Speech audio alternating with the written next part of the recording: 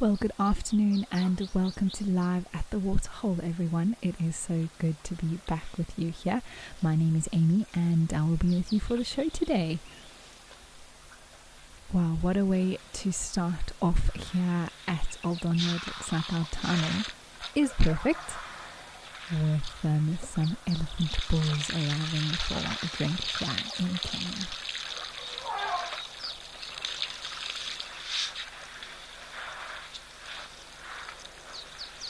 Now remember everyone that this is of course a live and interactive show, so please do chat to me. Let me know who you are, where you're watching from, maybe what you're hoping to see today around the waterholes or anything that you would like to let me know. You can do so via the Wild Earth website or the app. You can also chat to us on the YouTube chat stream. You can join the conversation on X using the hashtag WildEarth. Or you can now WhatsApp us from the convenience of your mobile device.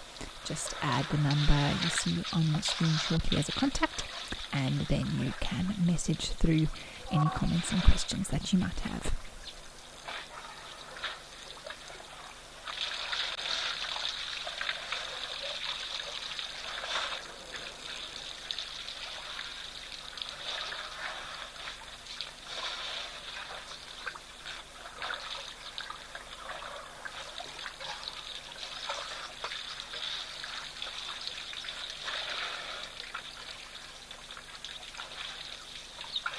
Well, it has been a while since I've been part of this show, and it's really good to be back again. I see there are even more elephants arriving.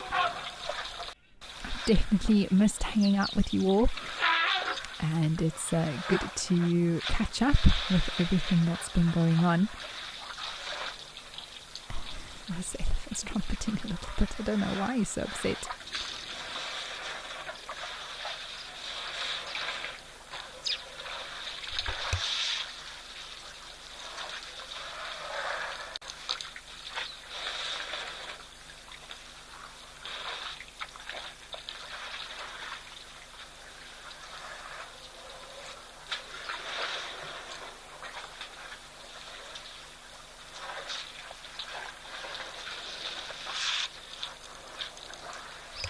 Velma, thank you so much. It's good to be here. Popping in for just one show today before I head off on my break, but I'm very glad to be here, like I said. And I'm excited. It's always something new to be seen at the waterholes.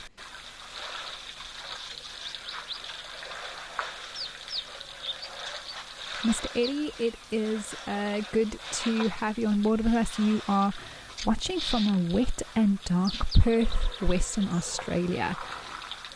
Always amazing to know that people are joining us from all over the world, and I hope that this show brightens your day there, Mr. Ellie.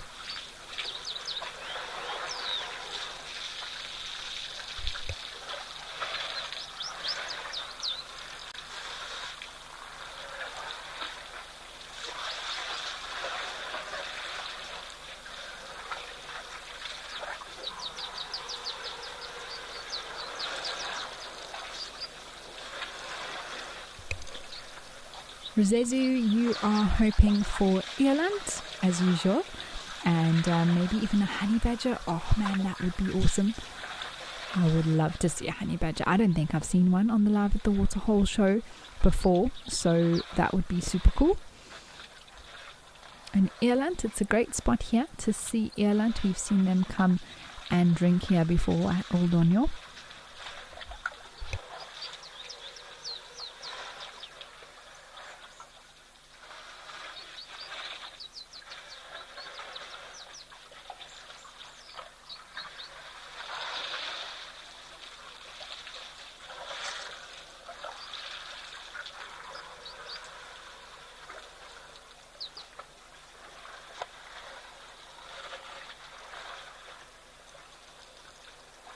Deb D, you're joining us from the central eastern US. Great to have you on board, Deb.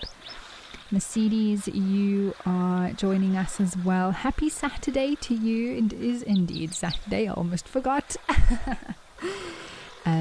It is great to be with you on this Saturday afternoon. Milani, you say, hi Amy, you love the Ellies. Oh, don't we always? It's a treat to have so many here in Kenya.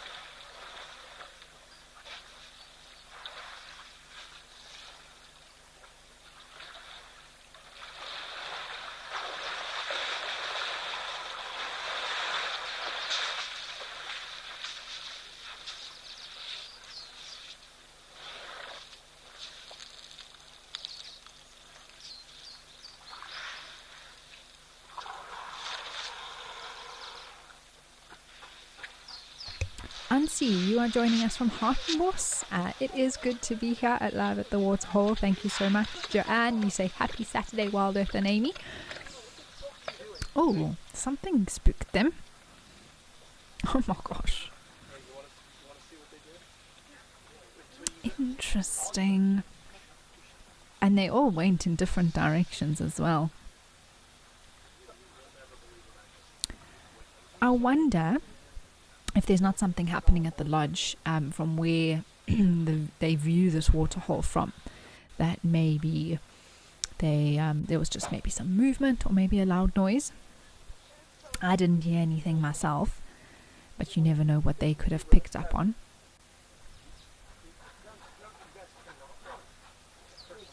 But they just scattered. Oh my goodness.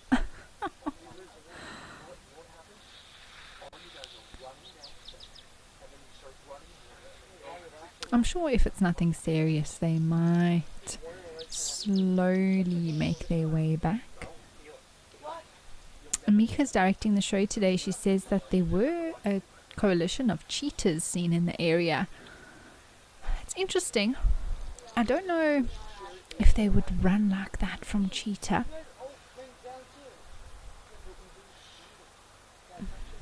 We'll have to see if anything pops up here. As big as elephants are, they can sometimes act a little bit like scaredy cats. Excuse the pun there. No, nothing intended. But fascinating.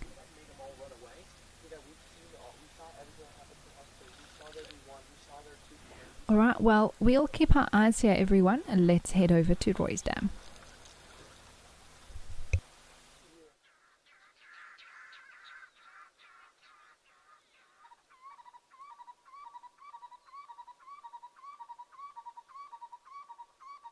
Oh my goodness, that is a lot of terrapins.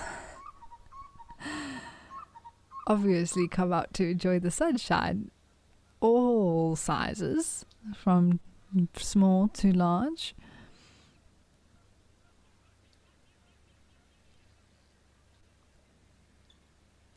Robin, it's a pleasure. I'm so glad that I could join you before I head on my break.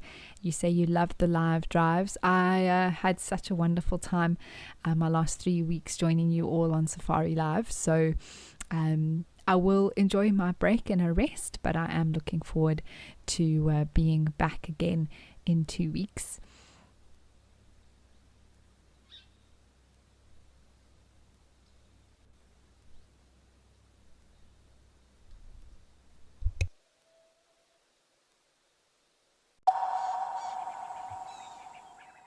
For years, we've shared virtual wildlife.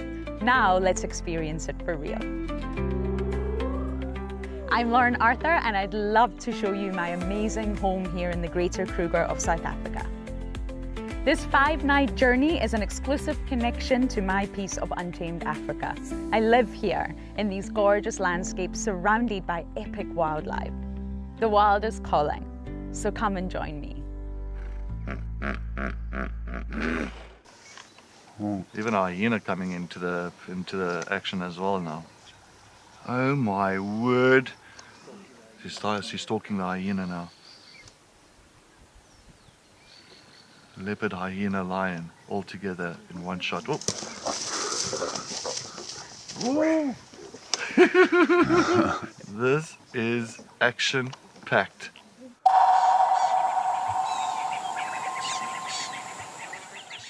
Best sighting I've presented. I found myself with wild dogs.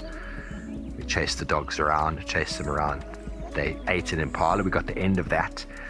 Then another impala went into Gowrie Dam down the road there, and the wild dogs went around. Eventually the impala came close to the bank.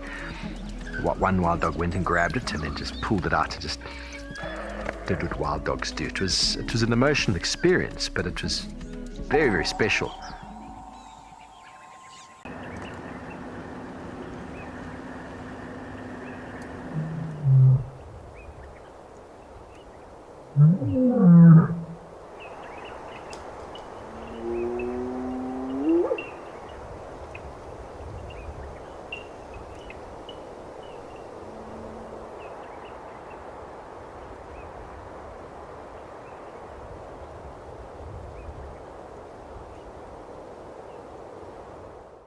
If you love watching Wild Earth, here's a little tip.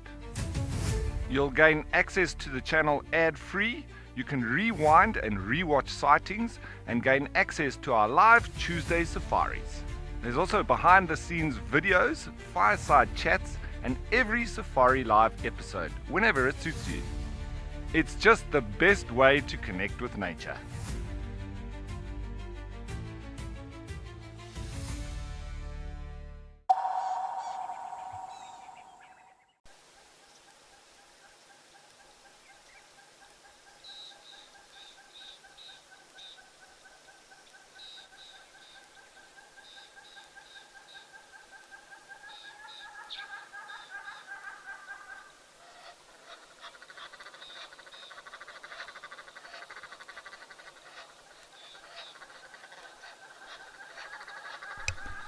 It's interesting to watch these terrapins drying off, so the shells are slowly changing color.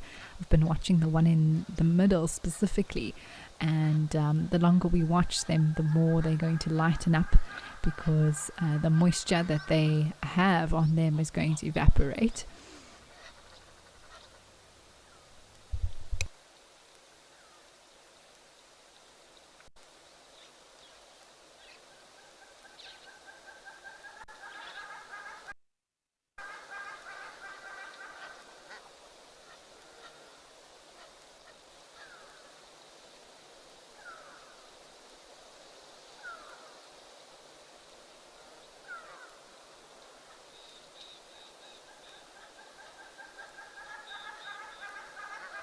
Well, there must be close to 20 or so of them, I think. And they're actually all quite big. Some are larger, but I've seen terrapins that can literally fit in smaller than the palm of my hand. Tiny little things. So they all are actually quite big already. But terrapins love to lie in the sun, much like crocodiles do, because they are also reptiles and need the heat to give them energy. And we've had some cold weather the last few days in the Lowveld, so I think it's a lot warmer, relatively speaking, than what it has been.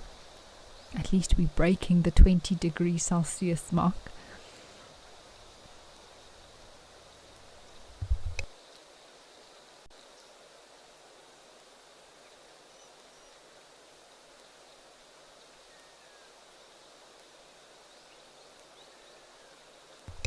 Mayesh, good afternoon. Thank you so much. Welcome to you as well.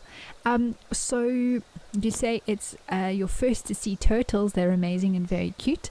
So these Mayesh are actually called terrapins. They belong to the same family of turtles. They do look similar, but turtles are limited to salt water. in the oceans and seas of the world, whereas here in freshwater bodies we get what are called terrapins, and they're sort of a hybrid between look at that one stretching its legs, a hybrid between a turtle and a tortoise, because they do spend quite a lot of time on land. Turtles really only come to land when it's time to lay their eggs, but for these terrapins they can easily walk across land, move from pan to waterhole to different sort of bodies of water as needed. But they do have webbed feet, but they do also have claws, and that's something that turtles don't have. Turtles only have flippers. So there are a few differences within them in comparison to turtles, but still part of the same group that tortoises, turtles and terrapins all fall into taxonomically.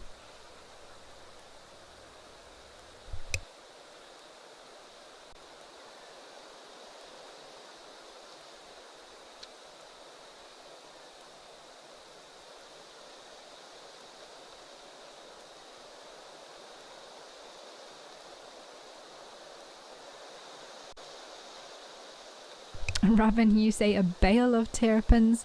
Mr. Ellie, you say, what about a helmet of terrapins? Ooh, I need to check what the official group noun is, or collective noun, sorry, is for terrapins. Maybe it is bale, Robin. But helmet is very creative. I like that. Oh, those ones decided to quickly get back into the water.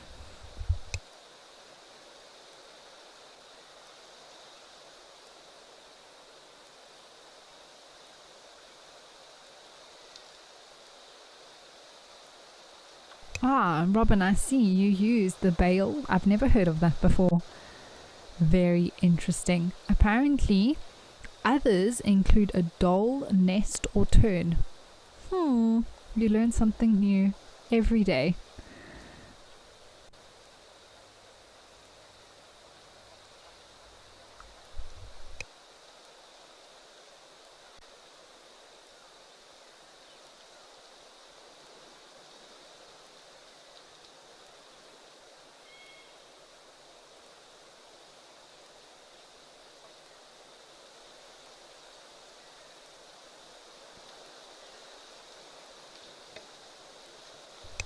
Right, well, apparently some giraffes are arriving at Rosie's, so let's head over there.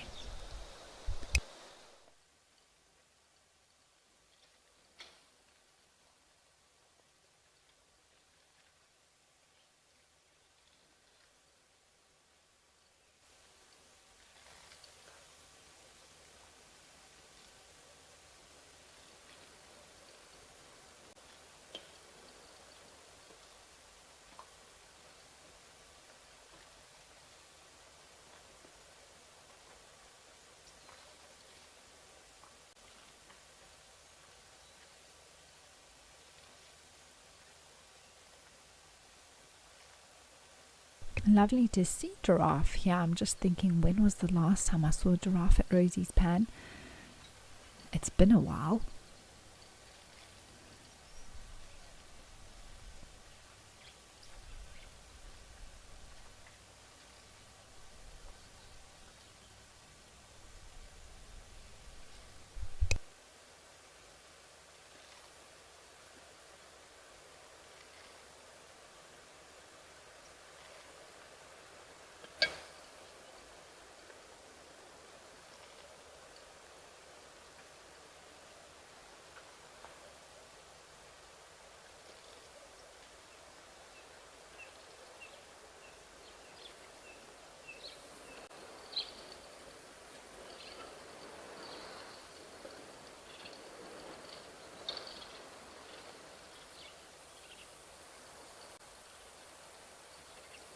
I hope we're lucky to see one maybe come and have a drink.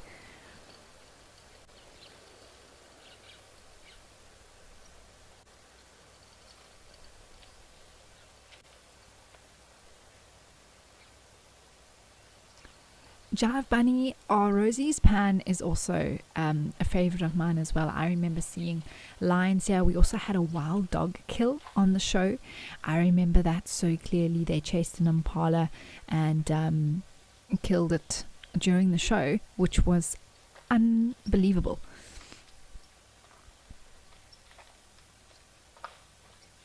Oh, here we go. I think we're gonna have them drinking. Looks like there's a male following a female around here. Oh, hooray, this is fantastic.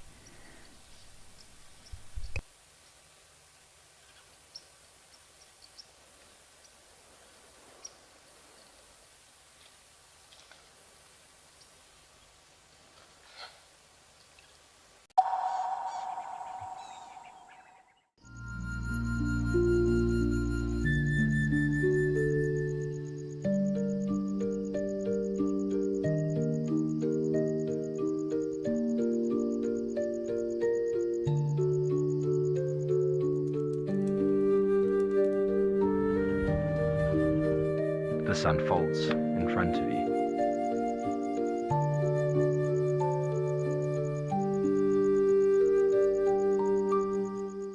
At Wild Earth, we believe every story has the power to create change. That's why we've launched the Wild Earth Impact Foundation, a non-profit dedicated to conservation and social impact. By showcasing conservation stories, we can change lives, protect nature, and empower communities. We have partnered with Empowers Africa to accept tax-deductible donations from US donors. Your donation will help fund critical programs that support our mission. Join us and be part of the change.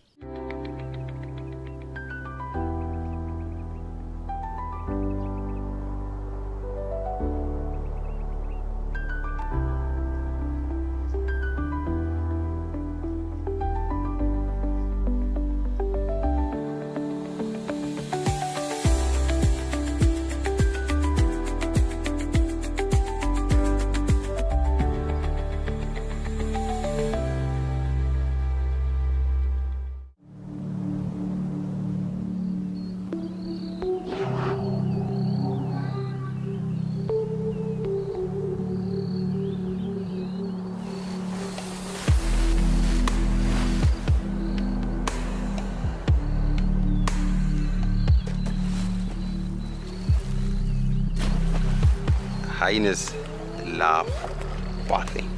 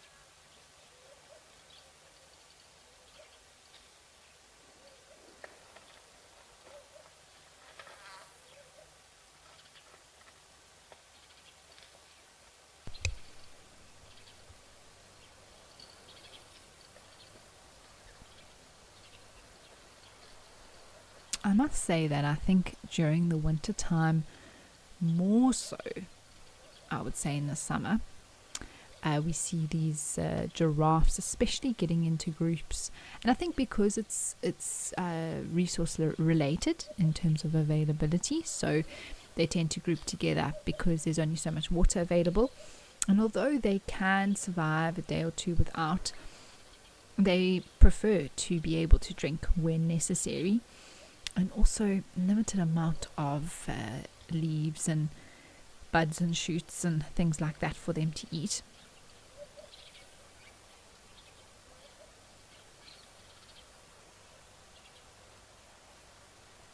Penelope, you say that this is also a favorite of yours? You've been surrounded by hundreds of buffalo. Oh, I would love to see that. Yeah, I don't think I've seen a buffalo herd at Rosie's Pan on the show before.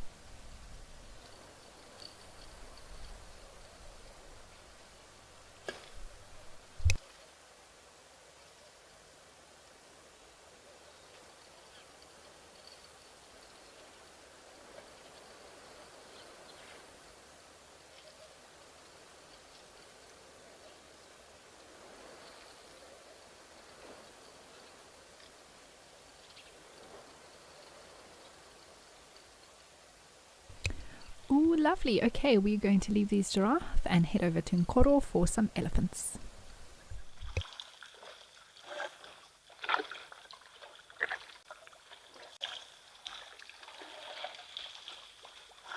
Oh, and a hippo. Bonus.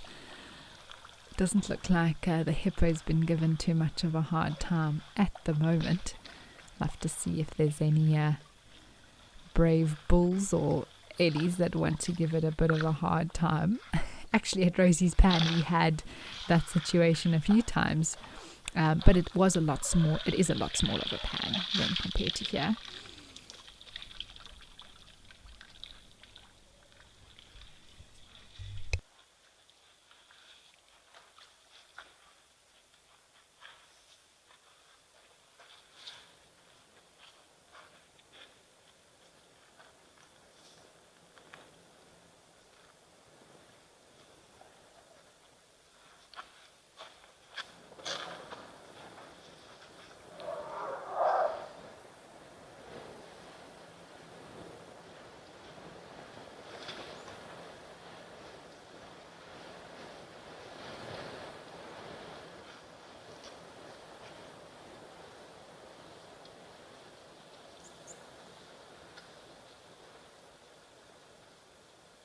Wow, how quickly can elephants disappear? It seems to be quite blustery today. A lot of wind there carrying some dust across. But the hippo is still here.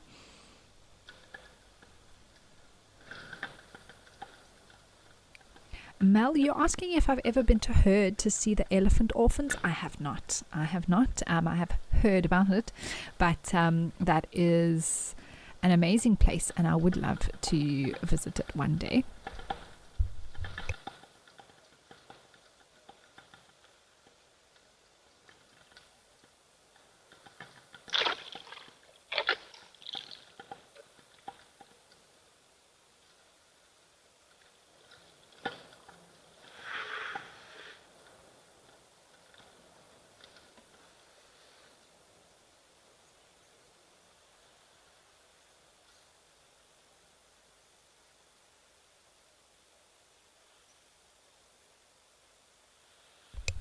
Mr. Ellie, you're asking, you would like to know, does an elephant lick a salt lick? And Robin, you're just commenting, would they use the tip of their trunk to suck rather than lick? So it's an interesting one, Mr. Ellie Mental. If we think of salt licks, some of them are, I suppose, in our heads when we think of salt lick, we often think of sort of a man-made one that's put out for animals in different areas to supplement the diet, to provide things like sodium, for example, but it can also be other minerals such as magnesium, calcium to supplement their diet. And you often see things like zebra and wildebeest, for example, licking the actual salt lick. But when it comes to elephants, they don't necessarily...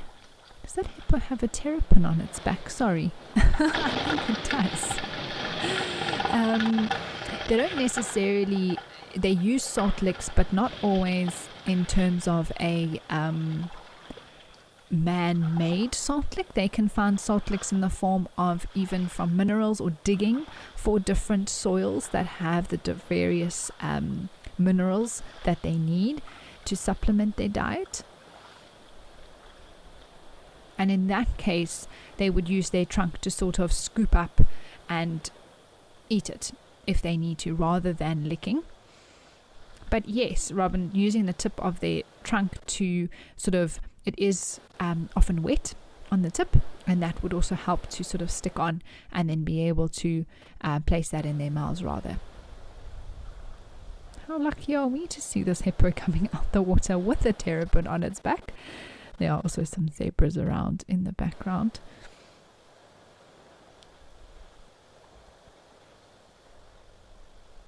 And using their tusks, let's say there was some sort of assault lick that wasn't naturally occurring, I'm sure they could try and break a piece off if they needed to.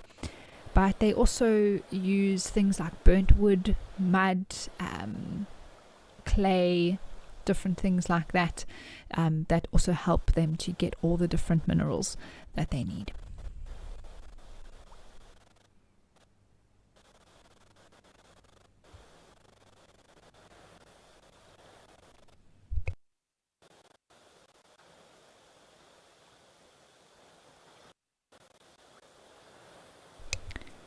Wow, how cool to see this hippo out the water. I'm fascinated with their feet and their tiny little legs for such a huge body.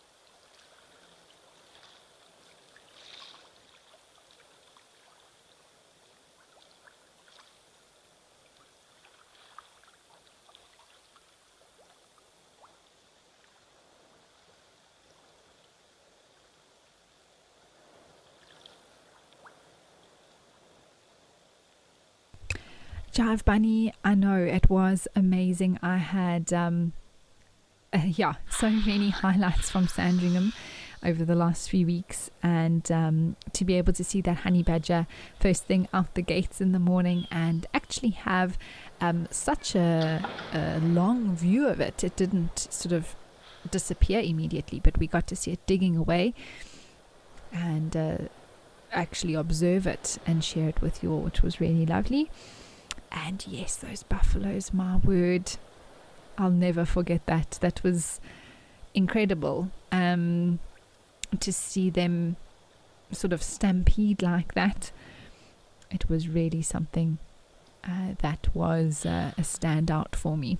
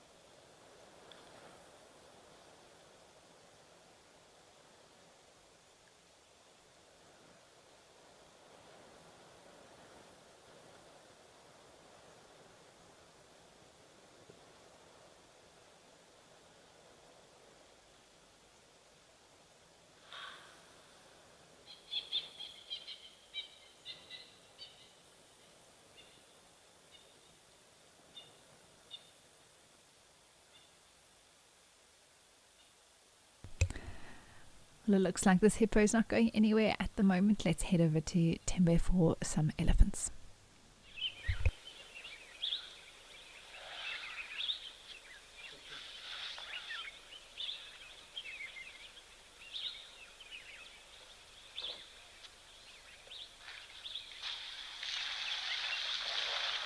This is such a lovely spot and never fails to bring us some interesting elephant activity. Here we have some, looks like a few bulls, two maybe disagreeing a little bit. The one is very excited to have a drink, although I don't know how much he's actually drinking rather than just throwing it in his mouth and falling out again.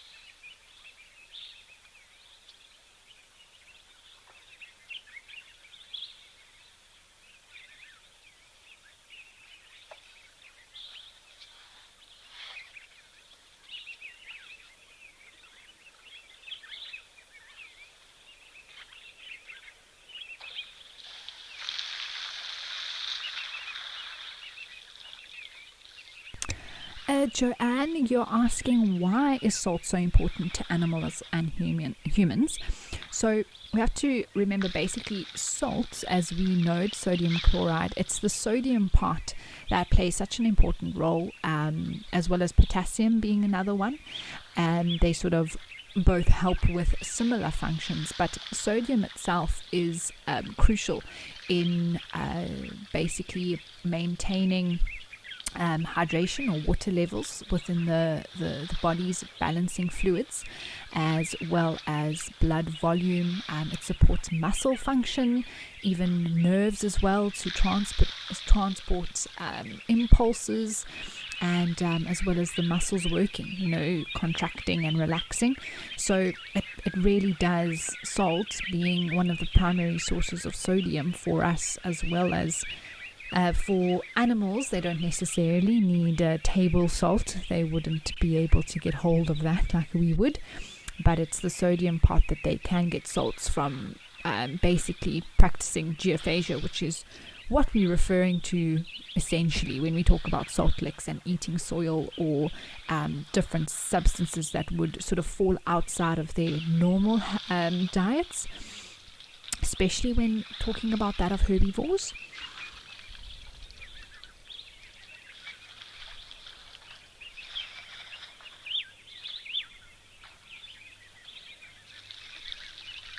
And that's why when we talk about electrolytes and for athletes even and that sort of thing, it's very important to keep those in balance and make sure that the electrolytes are enough in one's body.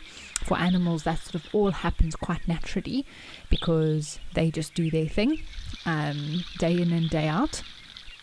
But of course, if they put in an environment where those sorts of things are lacking, that is why sometimes they are supplemented, because of the boundaries and sort of limitations that some reserves may need to step in and help facilitate the balance that would otherwise occur naturally if there were just no fences and everything was an open system.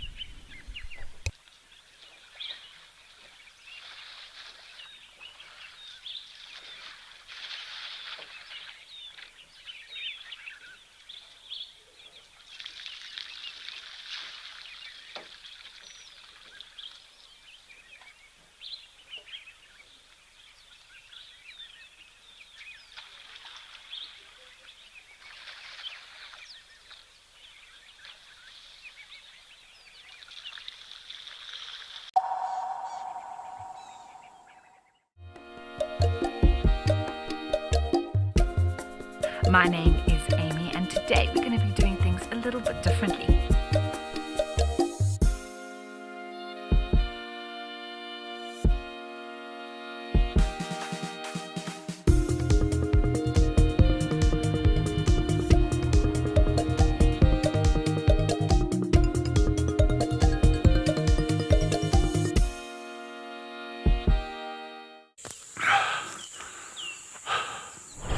What does it take to handle the wild? Balance. Determination. Focus. Yaku!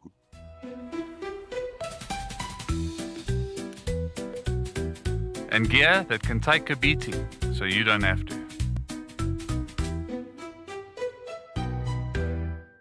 My full name is Mpho Tikani. I grew up in Soweto. My first animal that I filmed is a dog. Okay, no, it's my first animal that I filmed, I think it was an impala. Best sighting ever, I would say it was actually this year, 2024. But it was this Cedric when we had Mulwati and TP on a warthog kill. I think we have to cut it. Step into the heart of Africa from the comfort of your home. Female leopard tracks over here. Join our expert guides for a live 3-hour safari where every moment is real, unscripted, and unforgettable. Ask questions. Animals rely on their senses. Share your thoughts and be part of the experience as we explore together. Safari Live. Out here, every moment counts. As a Wild Earth explorer, you won't miss a thing. Watch the Wild Earth channel ad-free 24/7 and rewind if you want to catch something again. Enjoy behind the scenes videos, fireside chats and early access to travel offers. It's the best way to stay connected and be part of the Wild Earth family.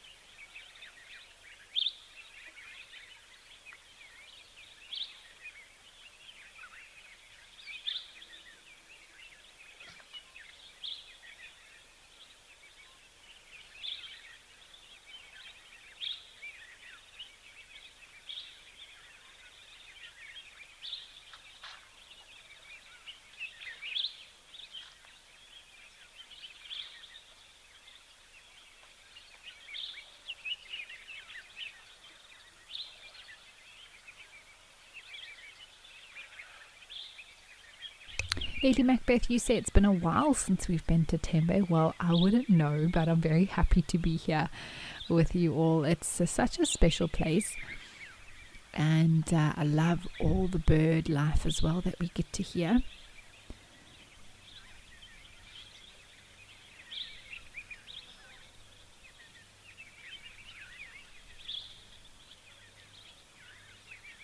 Darkmane lover, yes, it is already an elephantastic day watching all these elephants.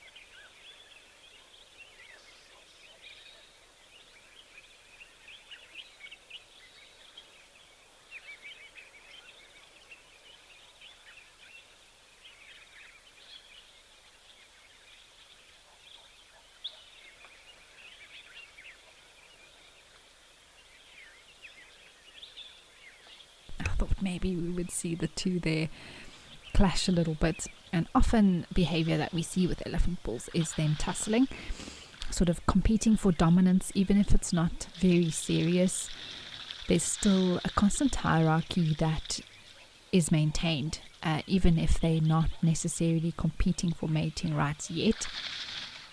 They're always determining who's the bigger, stronger. You can see the one on the left putting his trunk on top, trying to be a bit more dominant, but by the looks of things he's a little bit smaller than the one on the right, or maybe just because he's standing in a hole he seems a bit shorter.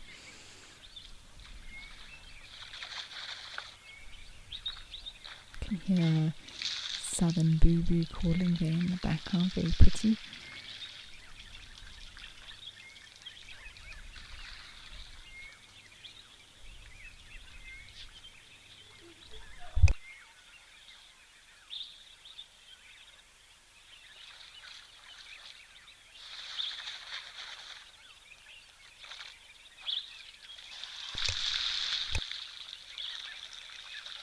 Well, apparently some elephants are back in Koro, so let's head over there.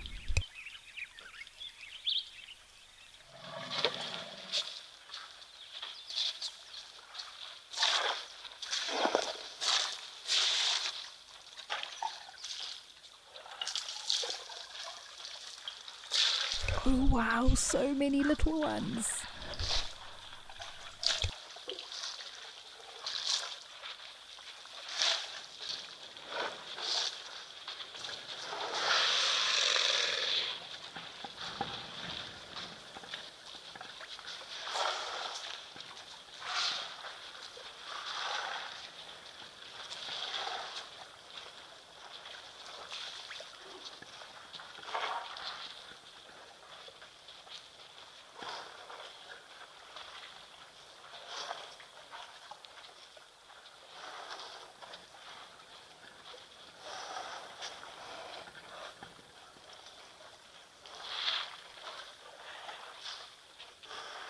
I feel like that little one is waving at us with its trunk.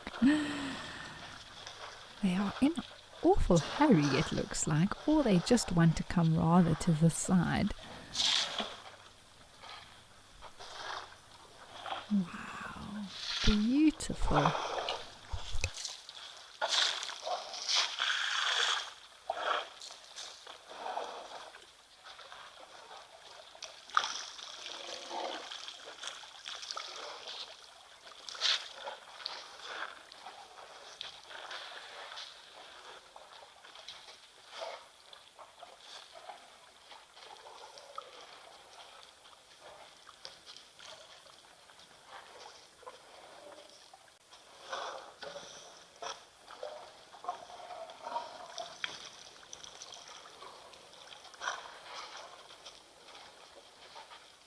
I know, Jive Bunny, I think myself included, definitely agree. You can never have too many eddies. And lovely that they've come sort of all the way around and are now deciding to have their drink closer to the camera.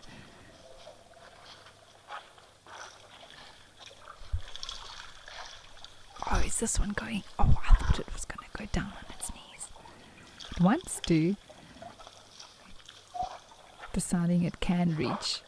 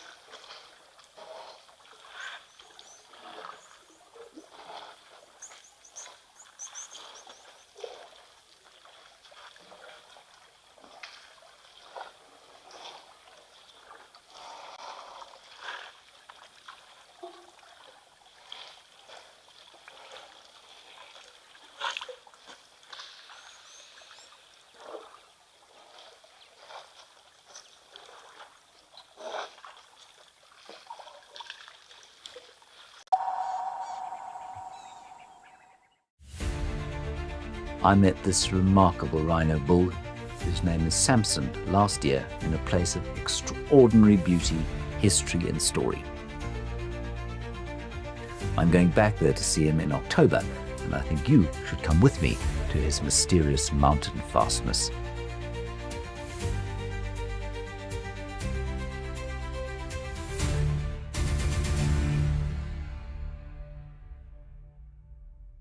The Wild Earth Impact Foundation is a non-profit that uses the power of wildlife storytelling as a force for good. We create sustainable development projects that showcase conservation stories, empower people, and inspire environmental action. As a registered South African PBO, you can make a tax-deductible donation to the Wild Earth Impact Foundation. To find out more, visit our website.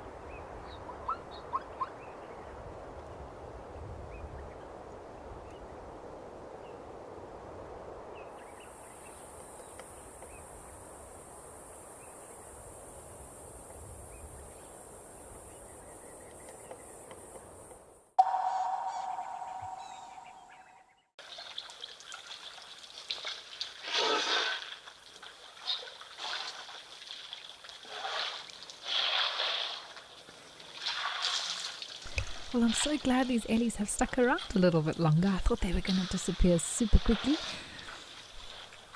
I mean, it does look like they're starting to move off now, but at least we got some very cute views there of some of the little ones.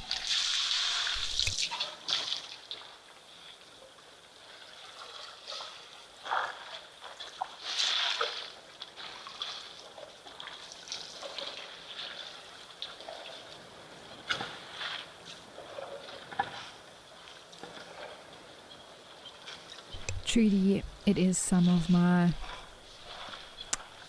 I have a lot of favourite things in the bush, but watching elephants drink and listening to the sounds is definitely close to the top of my list.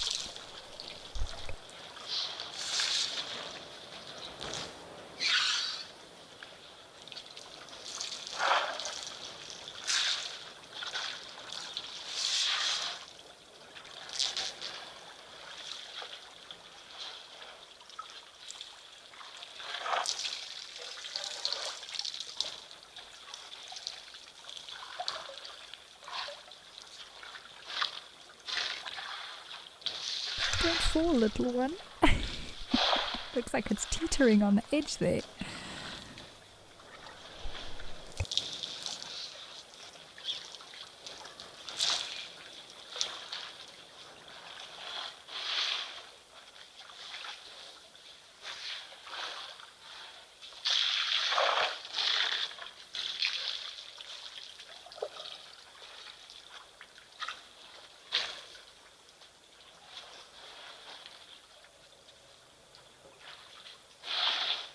Oh my word, that is so cute.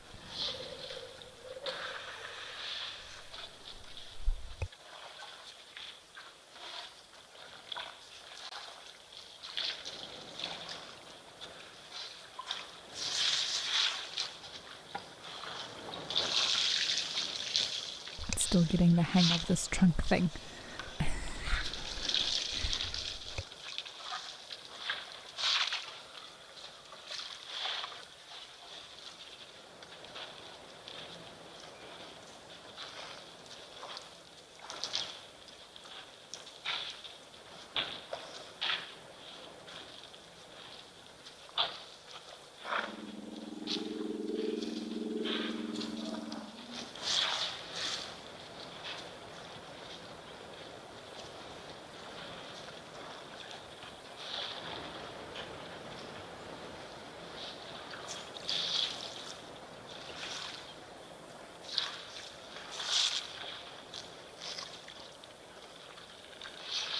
Robin, I know it was a tiny one, wasn't it?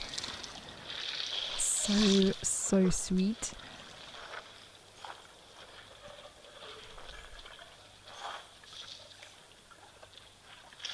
Yes, Eliza, they are playfully learning all the time, observing, watching mom, watching auntie, watching cousin.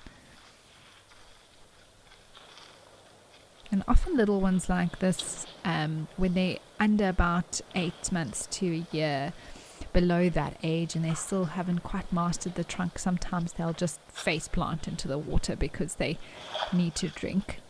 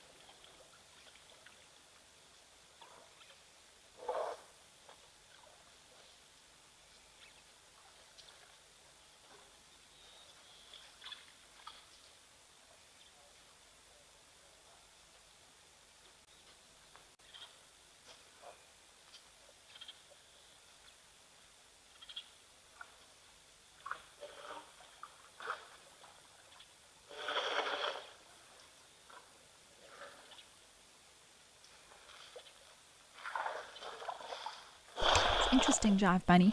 It looks like the hippo is quite relaxed. I think unless it's physically displaced by an elephant, it'll most likely just sit there and wait it out. It's much smaller than an elephant, so for it to try and chase off the ellies or give any attitude towards them would not warrant potentially being injured.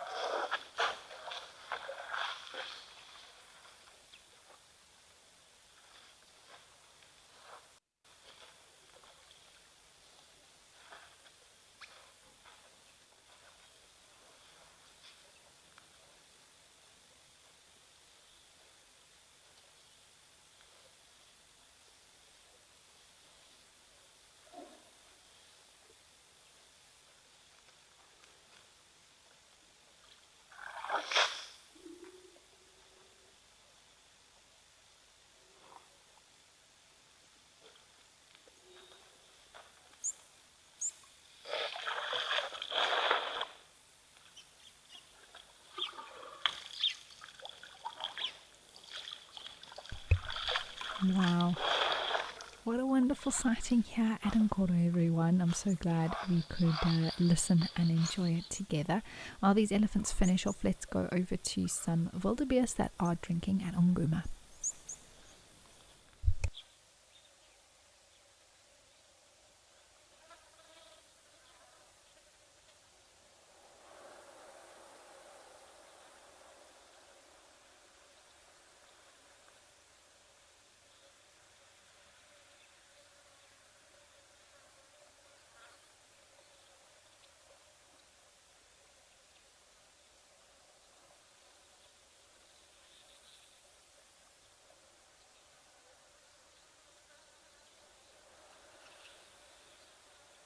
Wow, what a scene. Such a different habitat and environment here in Etosha National Park. And really pretty to see the wildebeest moving past the reflection in the water.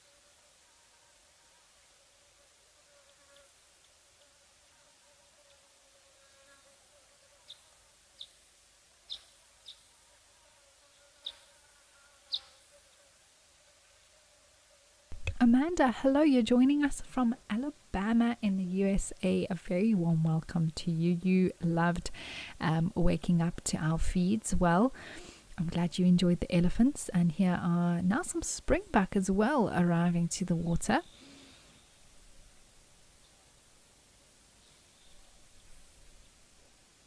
This is an animal that we don't see in the Lowveld and occur further sort of central and west of South Africa, and then further north, of course, into Namibia in the drier areas. Such beautiful, beautiful little buck. Both males and females having horns.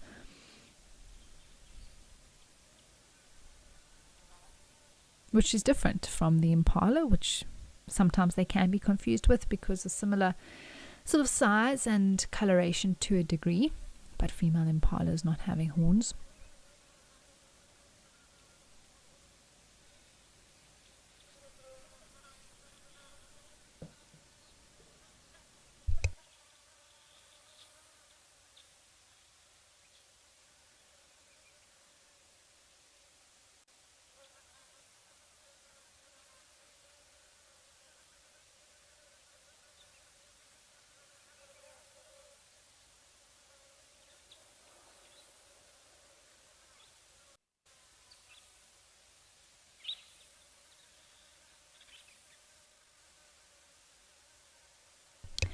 Well, someone was hoping to see some eland today, so let's head over to Oldonyo to see them and some zebra having a drink.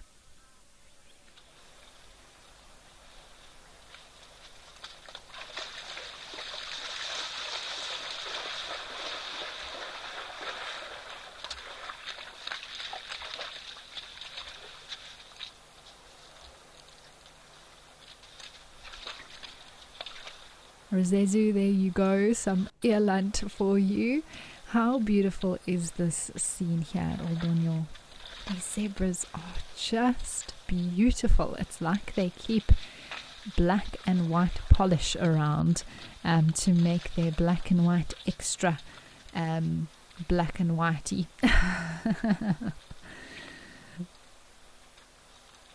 And eland, wow. Very impressive. It looks like they might be, I don't know if it's a bachelor group. Looks like at least one male here. They are quite large.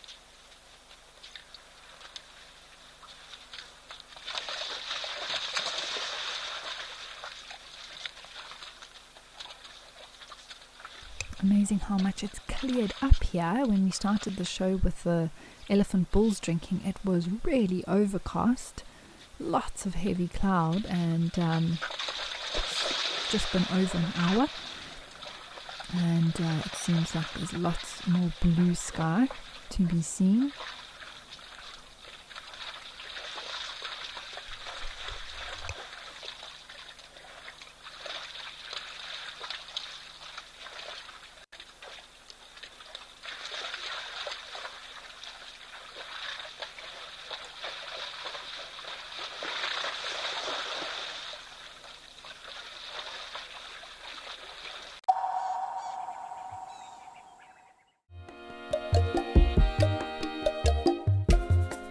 My name is Amy, and today we're going to be doing things a little bit differently.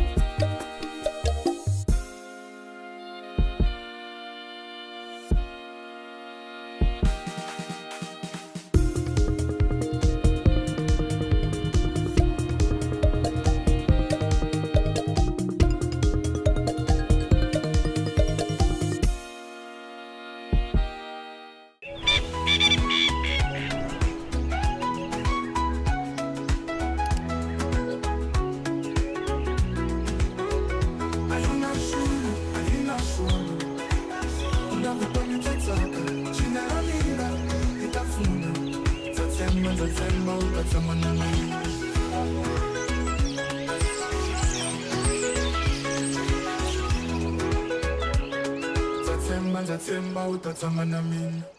full name is Emojis. Best part of my job is coming to see nature. Worst part of my job is logging. That's the worst thing ever, because you have to log amount of footage. You sit in front of that computer and yeah, you think of deleting the footage, but no, they need the footage. If I want a camel, probably a soccer player. I know some people don't believe me, but I'm very good, I'm very fast. Join our expert guides at dawn for a live, immersive safari as the bush comes to life. Found ourselves a chameleon, and look how he's changed color. Every sunrise brings new discoveries. Pound for pound, a leopard is one of the strongest cats around. Ask questions, share your thoughts, and connect with nature live and in real time. Great excitement, great happiness. Start your day with adventure. Out here, every wild moment matters, and as a Wild Earth explorer, you won't miss a thing. Watch the Wild Earth channel, ad-free 24/7, where you can even rewind and watch something again.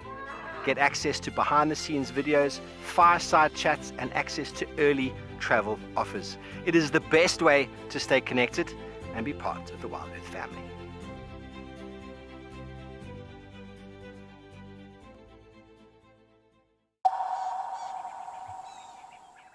Everson, they are beautiful, aren't they? Just stunning. And I'm so happy we have a location like Old Donyo in Kenya, because it just gives us so much variety. Even on Guma in Namibia, the elephant pan in Botswana, there's so many of them that we could name. But it's wonderful to observe wildlife, the species and subspecies of different animals that we have across Africa, and appreciate just how special they are.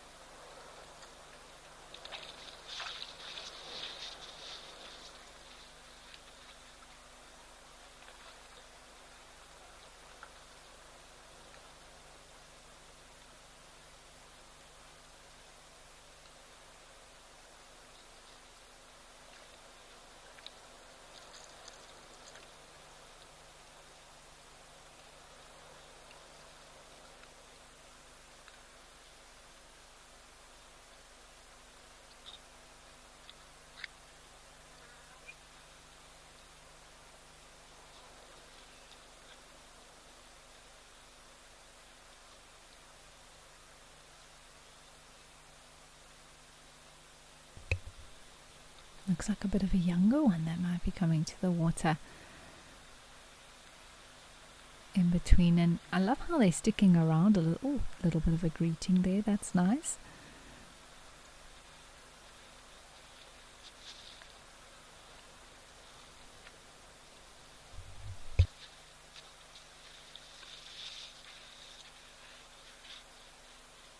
That looked like a roller that just flew by.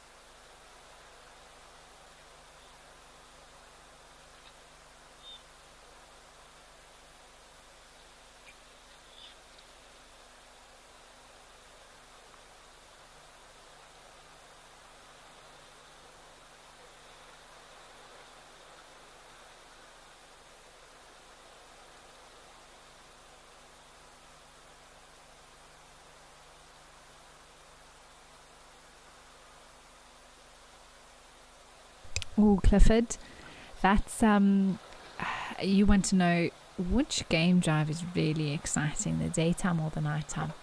I think often pure night drives can be somewhat disappointing depending on your area and what you're hoping to see, of course.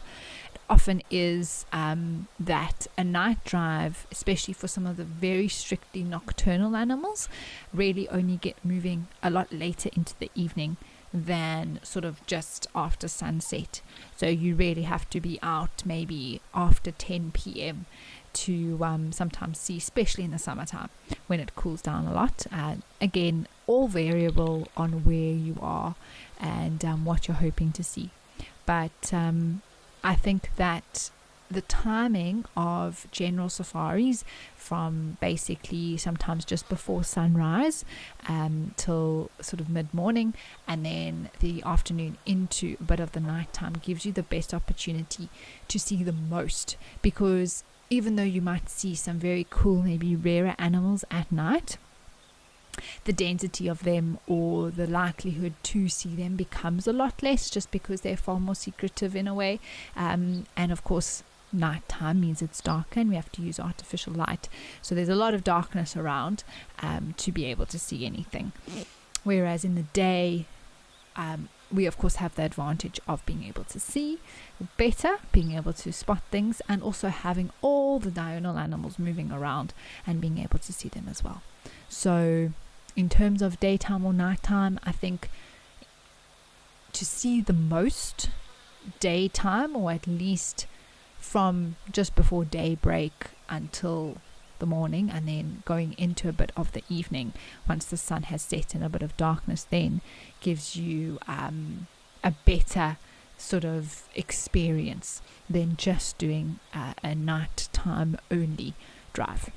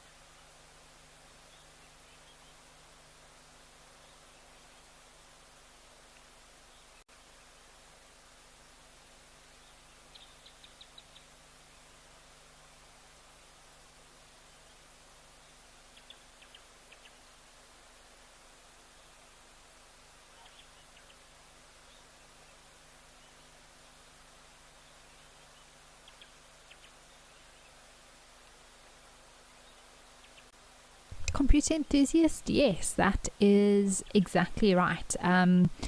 The drinking water holes or pools, as you say, benefit all kinds of animals, from big to small. Water is a vital part of life, and even for those that may not seek out water every single day, it is important that animals have access to it to be able to drink.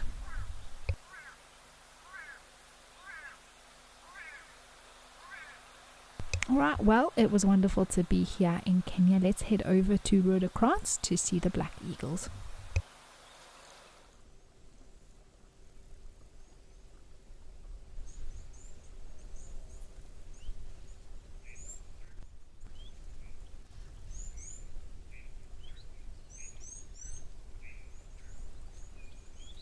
Wow, this is my first time visiting this camera on the show, and it is awesome to have this here, share it with you. I mean, just look at this cliff where this nest is, my word.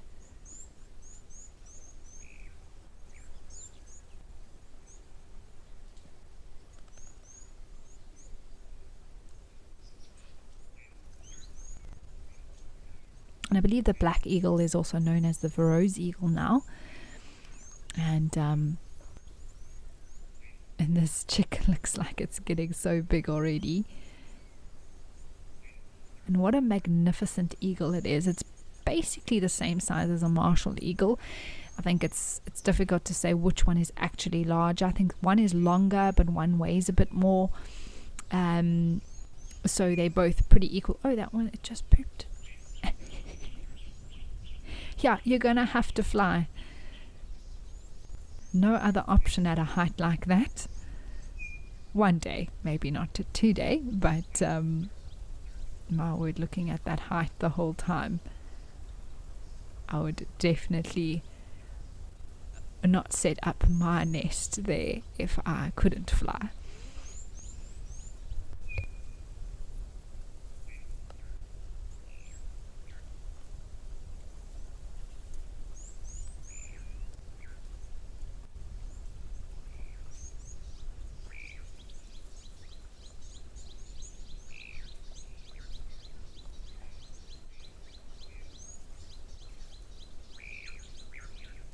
Monique, you want to know, what do eagles eat? Well, they are birds of prey, and they'll prey on really anything that they can overpower. Sometimes they'll even eat carrion or scavenge as well. I've seen tawny eagles doing that. But I believe that the parents often bring dassies or rock hyraxes here, which is a smaller mammal which they hunt. Also lives in rock faces and things like that, so it would be quite available for them in an area like this. But it can be rodents, it can be smaller birds. Their diet is so varied. Martial eagles like to eat rock monitors, especially. Things like fish eagles enjoy eating things like catfish or tilapias. So it can really be anything from snakes to, like I say, rodents, small mammals, and other birds, and even fish.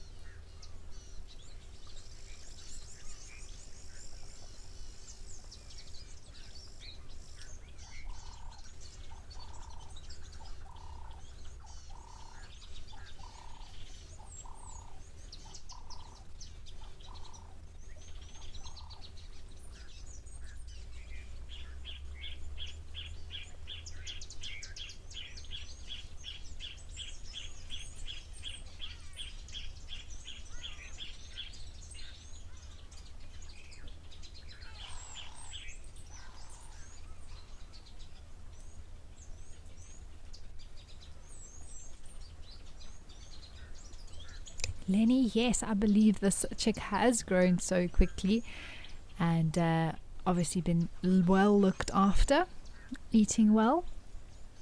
I'm sure that it has changed color as well somewhat from when I think it's been monitored all the way from an egg, if I'm not mistaken. So it's really growing quickly, and how amazing to have this camera here. And also look forward to the day, not too long from now, I'm thinking, when it's going to start practicing to try and take flight.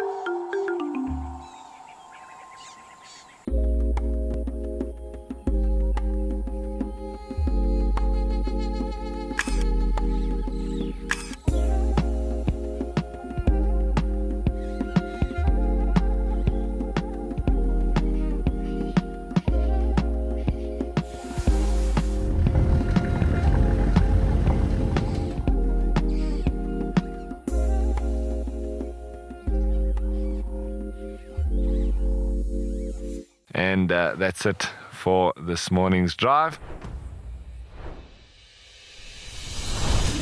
She's just got her impala, everybody.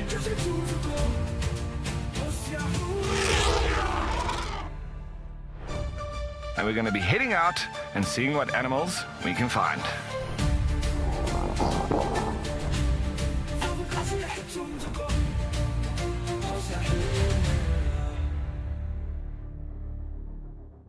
Safari, wine, and waterfalls. The ultimate African adventure. Sip South Africa's finest wines. Experience a world-class safari among Africa's iconic wildlife. And stand in front of Victoria Falls, one of the natural wonders of the world. All this can be yours with Wild Earth Travel, where Africa comes alive.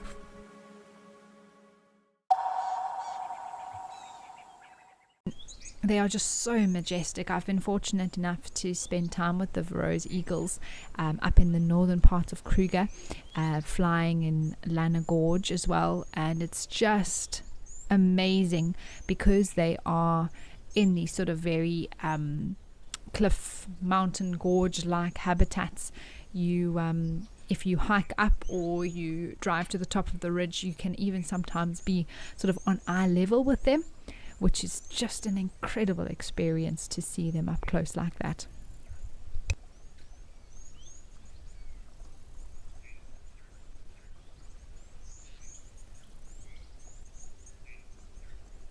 Diane, you're also thinking about its first flight.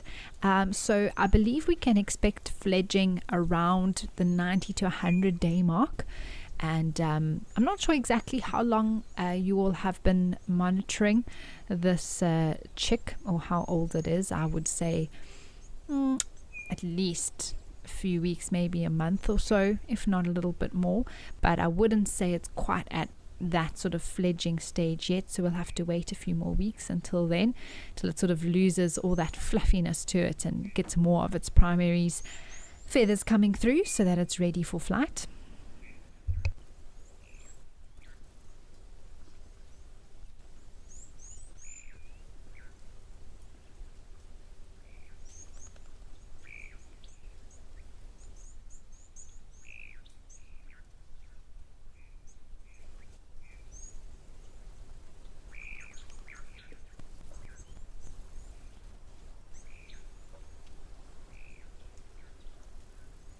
Well, this has been a treat. It's so nice to meet this eagle chick. Let's head over to some water bucket towel.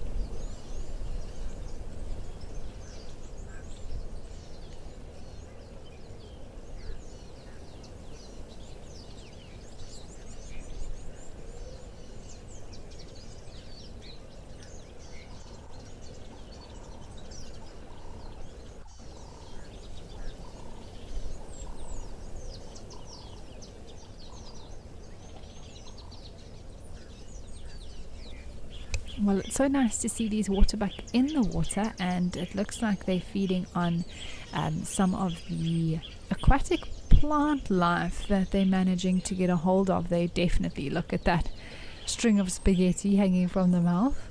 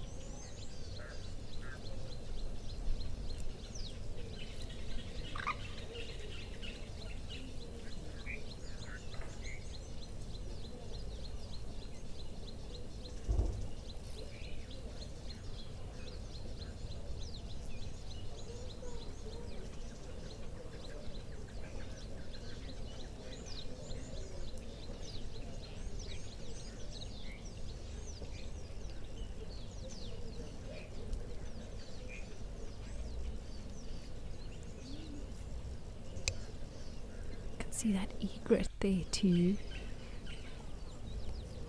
Looks like a great one with the black feet on the hunt.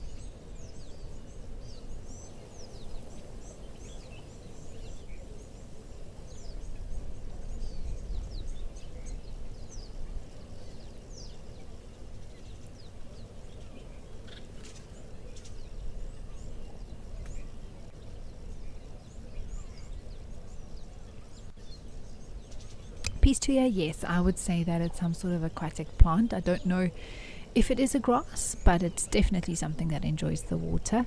Oh, a beautiful bull there with the horns, and some wildebeest in the background as well, hanging out here.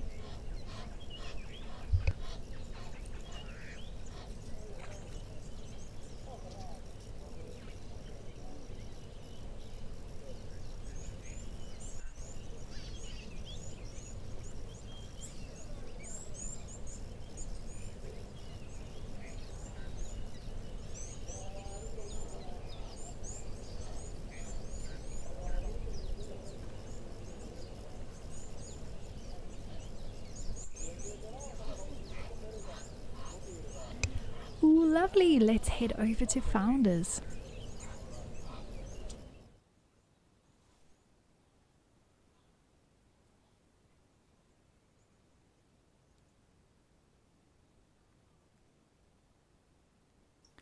Well, this is a treat. The sable are here.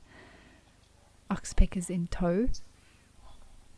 We don't get to see these antelope all the time. We've been spoiled today with such a variety of different species. Aren't sable just gorgeous?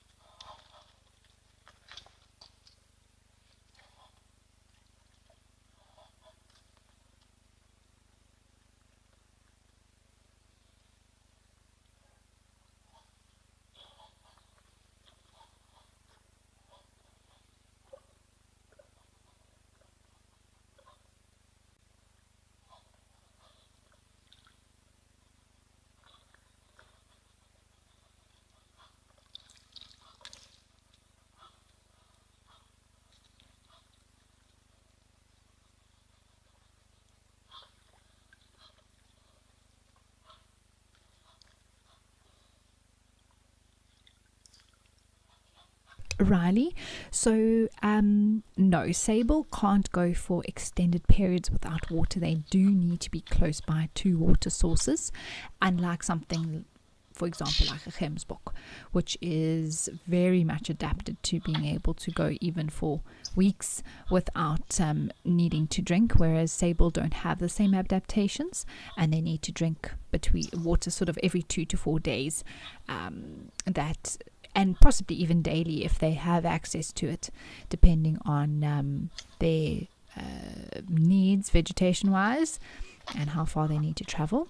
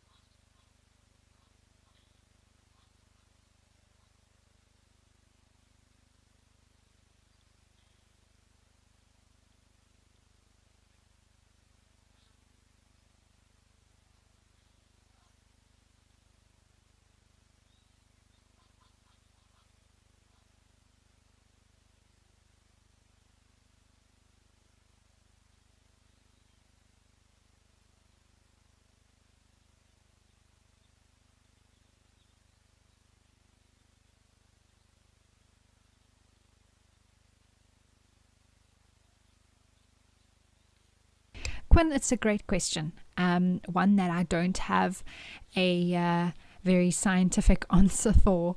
It really, depending on the species, and they all basically need horns for the same reason, either males for fighting for dominance or females and males for defense from predators. So that is the primary purpose of having the horns. Variation in shape, I suppose they all couldn't have the exact same ones. Keeps things interesting. I'm very grateful for the variation, the fact that the sable, especially the bulls, grow these incredibly beautiful sort of arced shaped horns that almost touch their back. Kudu for having the beautiful spiral horns in the males. Gemsbok having the very straight horn, almost looking like with this young sable's horns, but just a lot longer. Eland for the shape that they have, and Nyala and unique. They're all unique, really. No one is the same as the other.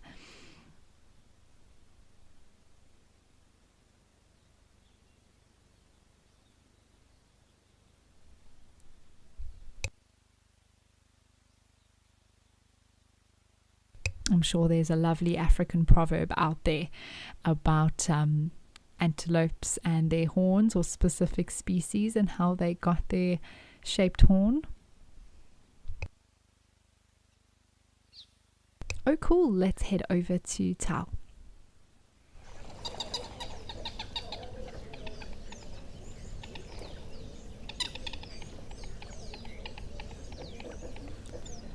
There is a black-backed jackal and some impalas there. They're looking very intently. Oh, and a crocodile. Wow. We often do see jackals here, not always so clearly.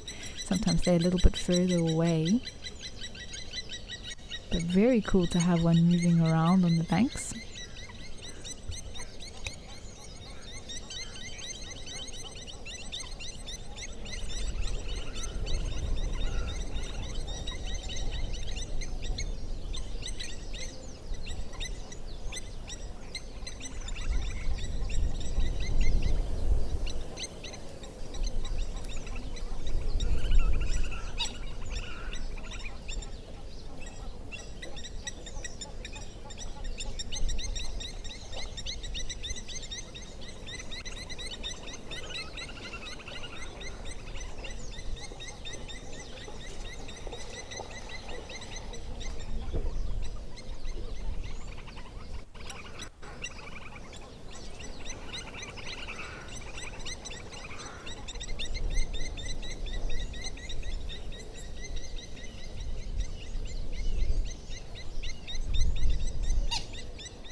Just listen to those lapwings. They are going bananas. They are not happy chappies. They would definitely eat their eggs or their chicks. Something like a jackal. What has it got there? See a common moorhen with that red face.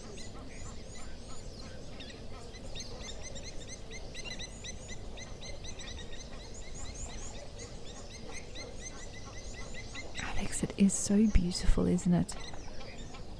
Definitely beautiful. Even that male waterbuck, my goodness, he's a handsome fella.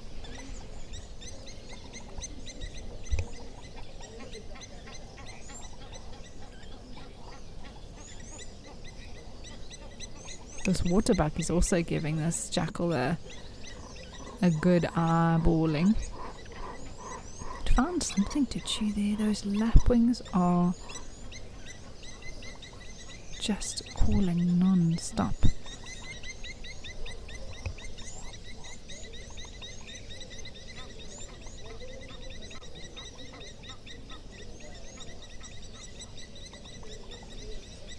In the Kgalagadi Transfrontier Park, which basically is between South Africa and Botswana, I've watched black-backed jackals hunt doves and catch one. there, which was, so they're very capable of catching birds if they want to.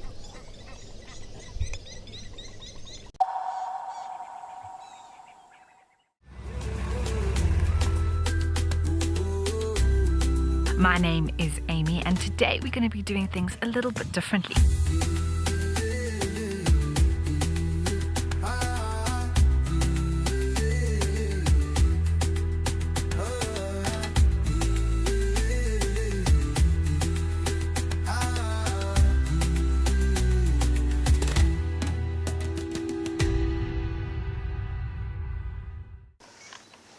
Even a hyena coming into the action as well now. Oh my word! She's stalking the hyena now. Leopard, hyena, lion, all together in one shot. Oh! Whoa. This is action-packed.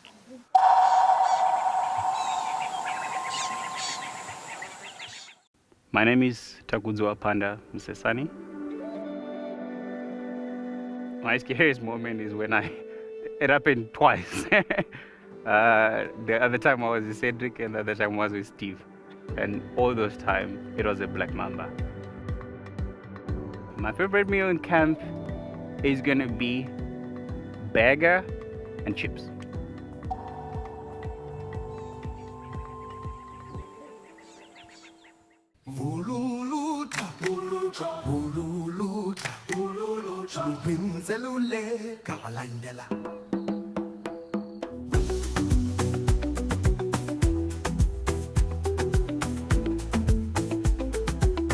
Join us on the greatest and largest game drive in the world.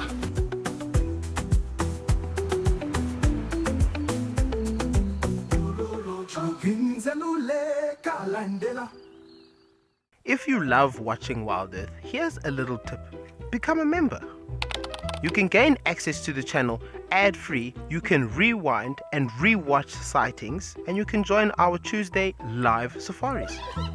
There's also behind the scenes videos, fireside chats, and every Safari Live episode, whenever you want it. It's just a better way to stay connected to nature.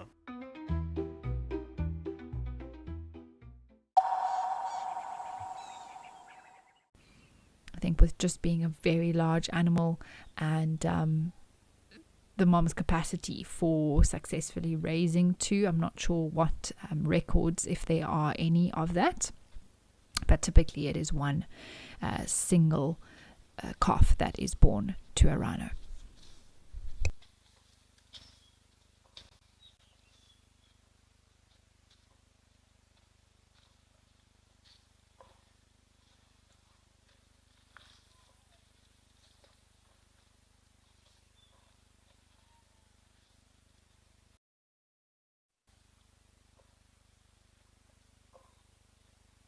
A third and a fourth one. There's a mum with the little one. Cute.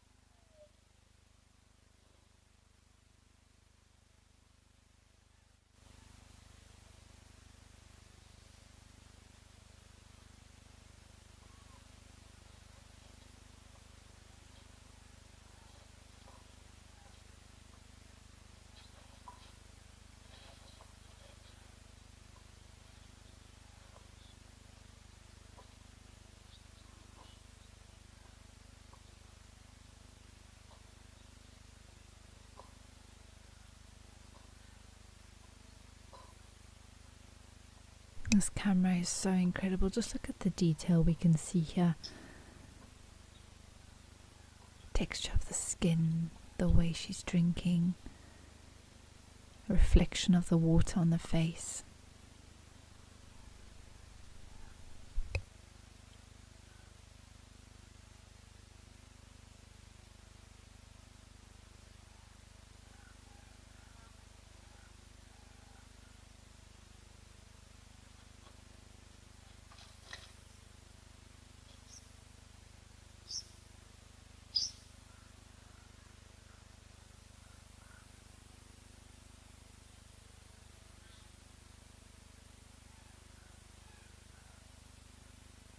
A little red-billed oxpecker coming there to pick away.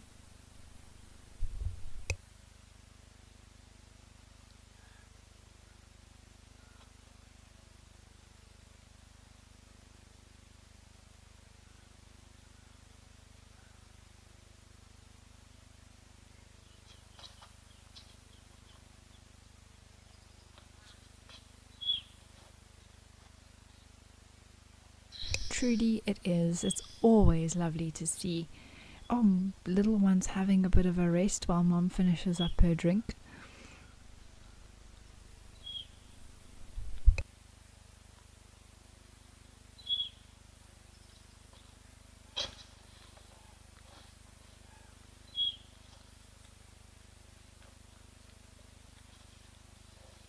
Right, well, it has been awesome to see these rhinos. My word, that is so cute.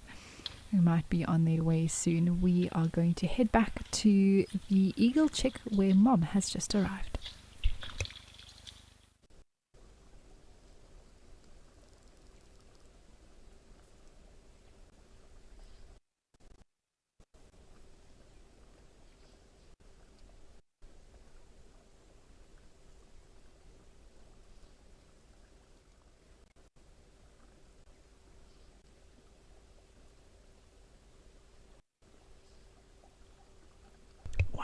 Can see how much bigger the adult is.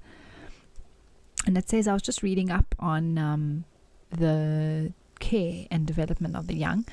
It says that they are fed by the female on food that is brought by the male, and I actually saw this behavior as well, even with the little chin spot batis nest that we monitored towards the end of last year in the Sabi Sand, where the male would get the food and the female would take it from him and present it to the chick. The male would never present the food directly to the young. And it does look like it is a little dusty rock hyrax there.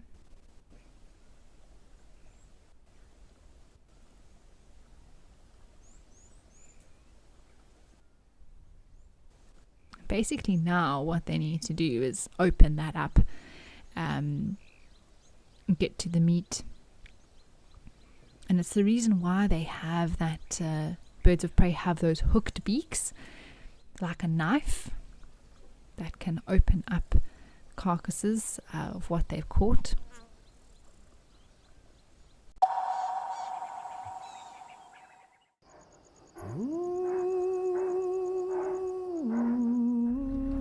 Now this leopard that we're looking at is known by the name of Hlalamba.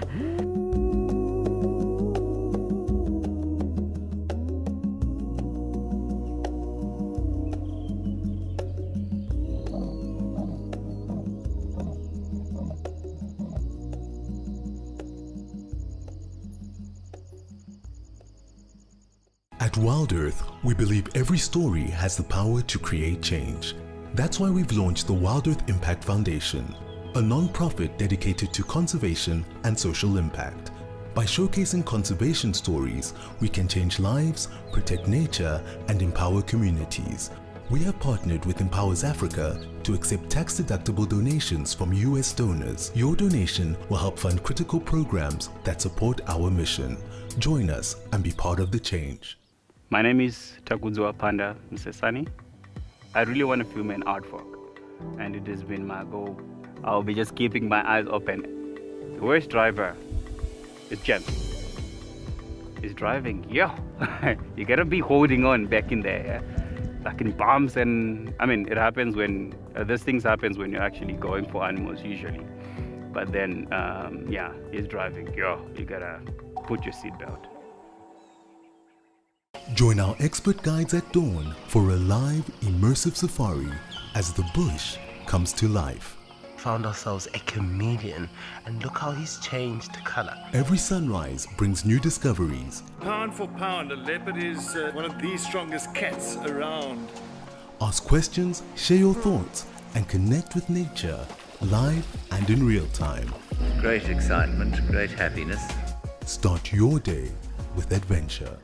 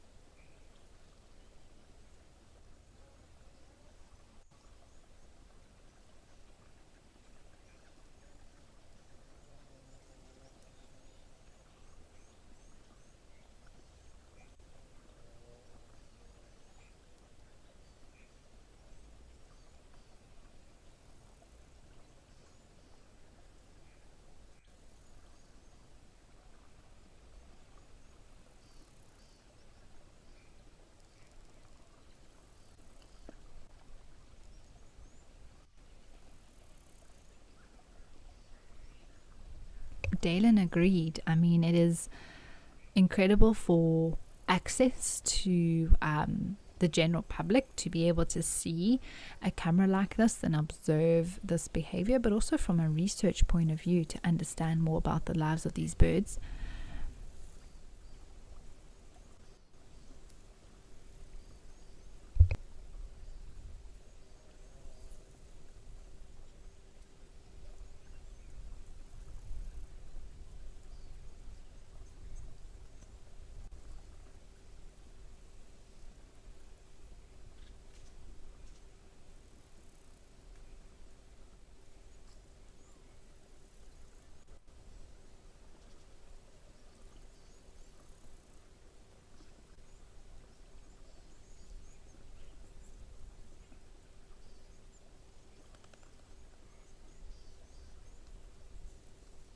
It looks like Mom is taking the bits of meat now that she's gotten an area and actually giving it to the chick, so the chick is not feeding itself in terms of it's not grabbing meat itself, it's waiting to be given some by Mom. Jive Bunny, it's an absolute privilege to see this nest. This is fascinating stuff.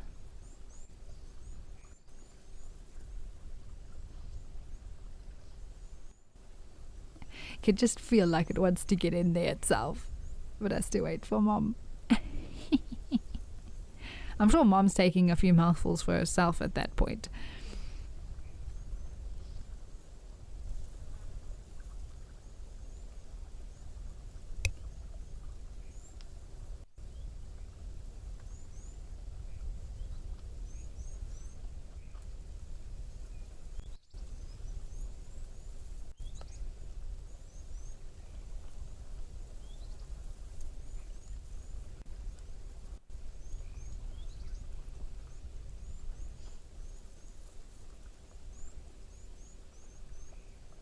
And now with this little one sitting, those feet really look out of proportion to its body. Oh, there, it's trying to get some itself.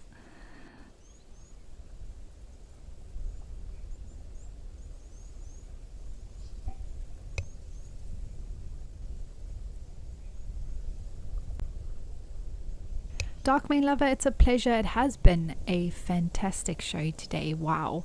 It has flown by. I can't believe we only have a few minutes left. So much to see. So many visitors to the waterhole. Everything from elephants to zebras and elands, wildebeest, springbuck, rhinos, sable, Faroese eagles. Wow, incredible show.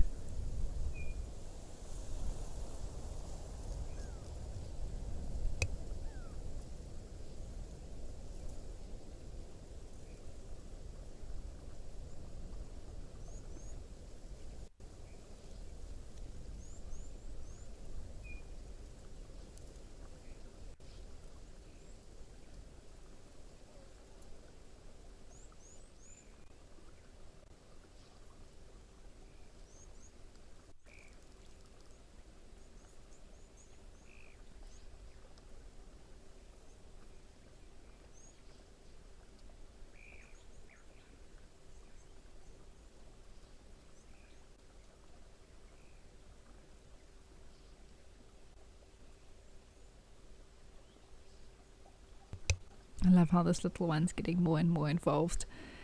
And it will as it gets older. Want to start feeding itself, not need help.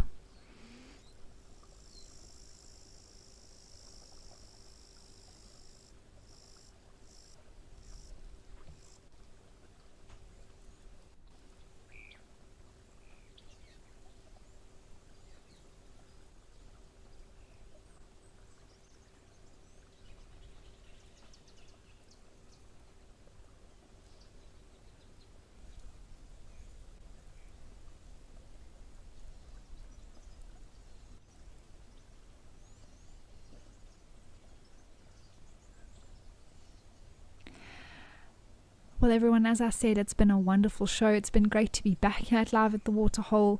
I'll be back in about 10 days or so. I'll do 2 more shows before heading back to Sandringham. So I'm looking forward to being back with you then. But I do hope that you all keep well, enjoy the shows coming up. And yes, it will be back. The show will be back tomorrow. I won't be here though, but it was great to share some time with you again at the Waterhole. And thank you to everyone for sending through your comments and questions. It was great to chat to you all and learn something new, as well as share with you about all the interesting things that we saw today. Remember that the live drive will be coming up in half an hour. So keep well, everyone. We'll see you soon. Goodbye for now.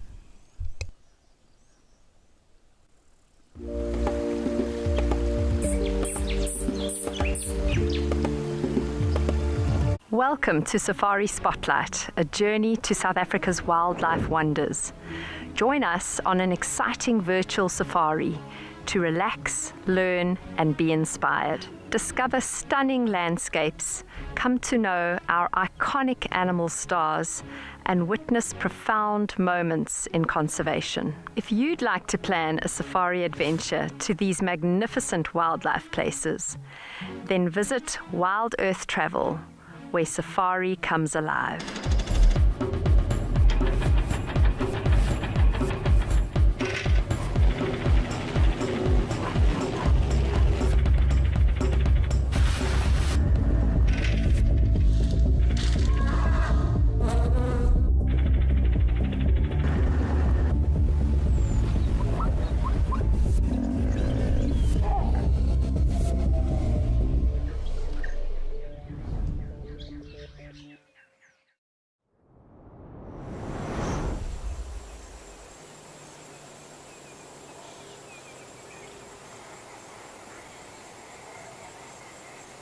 Good morning. I thought we'd just take some time to just breathe, give back to our bodies, enjoy this beautiful scenery, all the beautiful sounds that are around us, and just